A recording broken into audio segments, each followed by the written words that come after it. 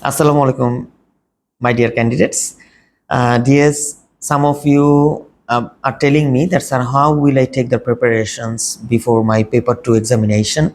So, in this video, I would like to show you how to take the preparations, especially just few days before your O-levels, how to take the preparations on the section 1 reading for ideas.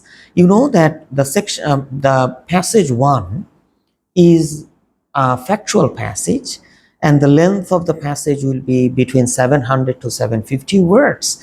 And in this section, it means section 1 reading for ideas, you will be asked to find the content point summary and opinions or facts, and also criticisms, warnings, and advices. Okay, let me discuss one by one about everything.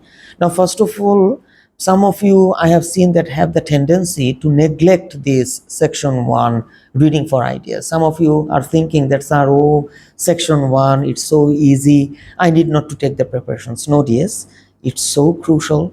Our target in this section 1 is 25 out of 25. Yes, I repeat, our target is the full marks in this section, and we need to take the preparations accordingly. Okay, so first of all, in these few days, how will you take the preparations on the section 1? Let me tell you very clearly. First, you have to solve the past questions. Okay, very recent past questions you take, you check which questions you have not solved.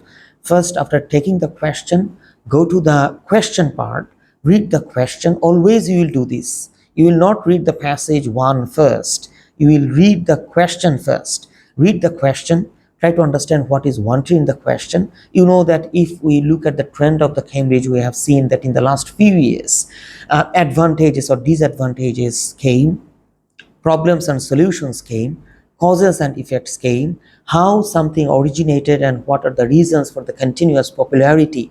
Few things came like this. Whatever comes, we have to be ready. First, I will read the question carefully. I must understand what is wanted in the question. Then I will see from which paragraph up to which paragraph they have told me to find. Okay, and then I will have a look at the two given content points. Okay, after that I will take the pencil, go to the paragraph, passage, read, find, underline the points, and then you count how many points you have found. Okay, if you say, for example, you have got 17 or 18 content points, nothing to be worried. Out of those 17 or 18 content points, you decide that about which 14 or 15 you are very sure. Okay, or you are 100%, actually you have the confidence that yes, those will be the content points. Just you use those content points in your content points part. Okay, remember, whenever you will write down the content points, you will avoid elaborators. It means the extra information apart from the point, those are called elaborators. You will avoid distractors. It means except the content points part, the other information are the distractors which will distract you. I will avoid those distractors as well. And the third thing I will avoid while writing the content points, that is examples. Keep these three things in your mind. Okay, and avoiding those three things, you will just put the points in the content point part. It is better not to write the content points in your own words, because you need not to. Okay, just you cut, copy and paste the points and put the points in your content points part. Okay, after that, you know, most of you have some weaknesses in the summary writing.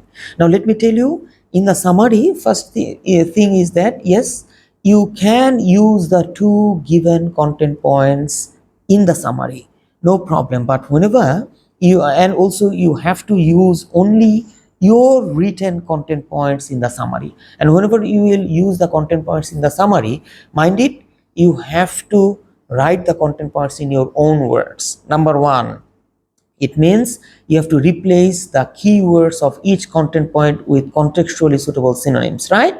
And then you have to put the content point in your own sentence structure. Say, for example, if the content, or if the text or the point is in the simple sentence, whenever you will put the point in the summary, you have to change either in complex or compound sentences. Okay, relative pronouns is also a fantastic way to write the sentence in a complex way. Relative pronouns means you know who, which, where, how, when, and also there are some other rules. Okay, you will check the rules how to change a simple sentence into compound or complex, and then if the point is in simple sentence, you change the sentence structure and put in either simple or compound or complex. If it is in complex sentence structure, change it either simple or compound. In this way you will do. After changing the content parts in your own words, you will change the sentence structure. After that, you will also use 7 to 8 connectives. You know that out of those 7 to 8 connectors, like moreover, furthermore, on the other hand, in addition, as well as not only but also, you can use these types of connectives.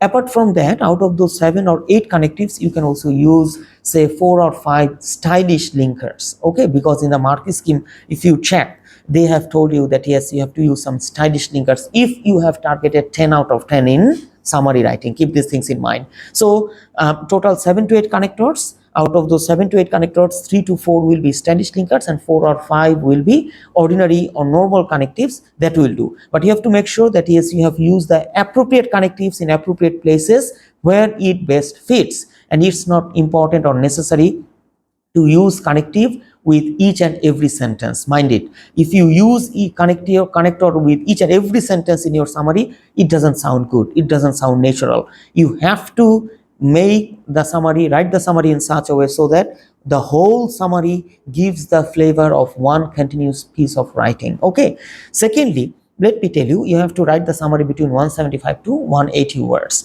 And another thing, two things actually Cambridge will look for in your summary. One is relevance and another is coherence. Relevance means you have to use only your content points in the summary. Except the content points, you will not write any other thing. Then your summary will be relevant. And coherence means you will present your summary in a very organized way. You will present your points in a very organized way so that it sounds one continuous piece of writing. Okay, and then it will sound very nice, very fluent, very lucid and natural. Then your summary will be coherent, right?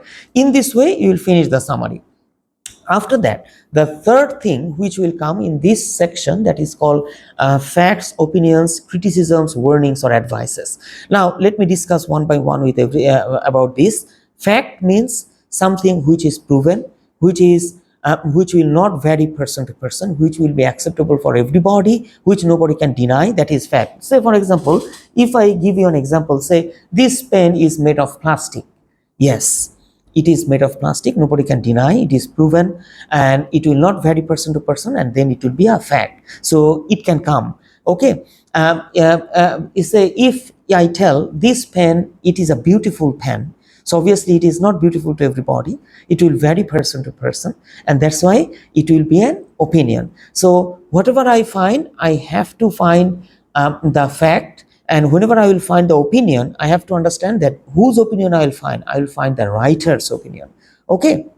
And another thing can come, which is extremely important for you, which came in the last May June. It means in the May June 2022, in October November 2022. That is advices.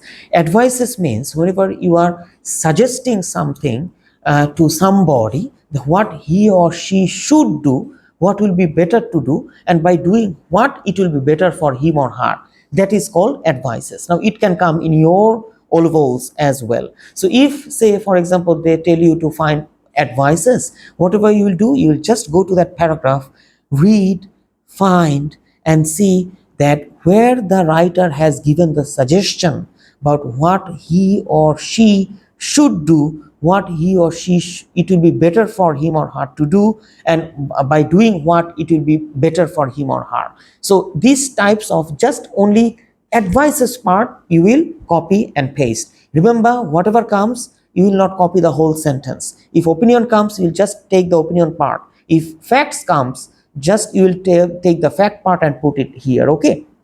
Now another thing which is also in your syllabus, that is called warnings. Warnings means you are telling somebody to be aware about any danger. Okay, say hurricane is coming. Okay, so it can be a warning, and you should you must take an umbrella because it's going to rain. So whenever you are suggesting somebody that yes, a danger is ahead, that is called warning, what he or she should not do.